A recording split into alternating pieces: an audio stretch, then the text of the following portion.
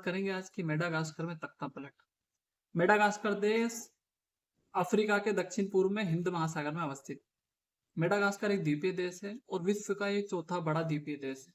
Madagascar में स्थिर सरकार 2009 में एंड्री रजो एलिना ही लेकर आए थे। एंड्री रजो एलिना ने मार्क रवालो मान्ना को हटाकर ही एक राजनीतिक स्थिरता लाई थी। वो भी सैन्य तख्ता पलट के माध्यम से आए थे।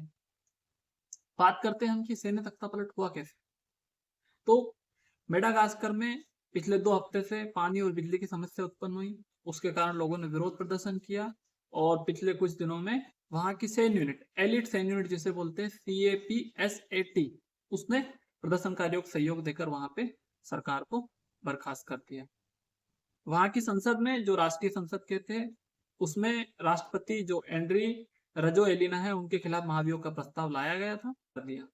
अब बात करते हैं हम कि जो एलिट सैन्य यूनिट है CAPSAT, जो इसके प्रमुख है माइकल रेंड्रियो निरिना, इन्होंने कहा है कि इसमें जो प्रदर्शनकारी है जैन जी, उनका बहुत योगदान रहा है और उन्होंने महंगाई को लेकर जो अपनी बातें रखी है, जो प्रदर्शन किया है, वो सराहनीय है। और उन्होंने ही कहा है कि 2 वर्ष के अंदर, 18 महीने से 2 वर्ष के अंदर वहां पर चुनाव करवाएंगे। और उन्होंने बोला है कि जो जैन जी प्रदर्शनकारी है ये इसमें सहायक होंगे। अब हम बात करते हैं कि जैन जी होते क्या है। जैन जी जनरेशन जूमर्स को कहा जाता है। ये 1997 से 2012 के बीच में पैदा हुई पीढ़ी है। यह पीढ़ी सोशल मीडिया पर बहुत ज्यादा एक्टिव है और इंटरनेट की इनको बहुत अधिक उपलब्धता, मतलब सुलभता प्राप्त हुई है, जिसके कारण ये लोग तीव्र प्रदर्शन, तीव्र बदलाव की अपेक्षाएं रखते हैं। और बात करते हैं हम कि ये पहला जैन जी का आंदोलन नहीं है। इससे पूर्व भी नेपाल में जो प्रधानमंत्री थे KP शर्मा ओली, उनके खिलाफ जनरेशन जूमर्स ने ही एक विरोध प्रदर्शन किया था, जिससे वहां की सरकार को बर्खास्त किया गया था, तख्ता पलट हुआ था। अब हम बात मानते हैं कि जो मेडागास्कर है उसमें ऐसे क्या कारण हो गए कि वहां पर सैन्य तख्ता पलट हो गए।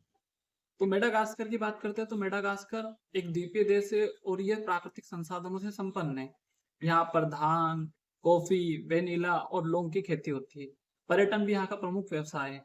लेकिन उसके बावजूद यहाँ पर आर्थिक मुसीबतें, आर्थिक मुश्किलें आती है। उसका एक कारण तो सबसे पहला है कि वहाँ प्राकृतिक आपदाएं, चक्रवातों के कारण उनको आर्थिक मुश्किलों का सामना करना पड़ता है। दूसरा, एक जो हम कहते हैं औद्योगिक क्रांति, जिसे हम कहते हैं कृषि क्रांति, जिसे हम कहते हैं वैश्वीकरण, उसका वहां पर उस प्रकार से नहीं पहुंचना जिस प्रकार से अन्य विकसित देश, विकासशील देशों में पहुंचा है।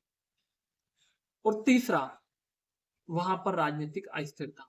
जब सरकार स्थिर नहीं होती है तो विकास की गतिविधियां ठप हो जाती है। तो ये वहां से हमेशा से कारण रहा है और उसी के कारण मेडागास्कर को अंतर्राष्ट्रीय मंचों पर आलोचनाओं का सामना करना पड़ा है। वहीं पर सैन्य प्रदर्शन, तख्ता पलट, विरोध प्रदर्शन जैसी परिस्थितियां भी देखने को मिली। मेडागास्कर 1960 के पूर्व ये फ्रांस का उपनिवेश हुआ करता था। फ्रांस ने 1960 में इसको आजाद किया। उसके पश्चात से यहाँ पर राजनीतिक अस्थिरता बनी रही। 2009 में जो एंड्री रजो एलिना है वो राष्ट्रपति के रूप में आते हैं और उसके पश्चात से लगातार ये तीसरा इनका कार्यकाल रहता है। और 2023 में चुनाव होते हैं। चुनाव में विरोध प्रदर्शन होता है। वहां की सरकार के विरुद्ध लोग सड़कों पर आ जाते हैं, लेकिन कर्फ्यू लगाकर मामला शांत कर दिया जाता है। और वहां पर सबसे कम वोटिंग, 46% वोटिंग हुई थी, उसमें भी जो राष्ट्रपति एंड्री रजोएलिना वो जीत जाते हैं। तो एक आक्रोश तो था ही सही वहां के लोगों में। और दूसरा, वहां पर अभी आर्थिक मुश्किलें बढ़ गई थी, क्योंकि हाल ही के वर्षों में चक्रवातों के कारण मुश्किलें ज्यादा हो गई।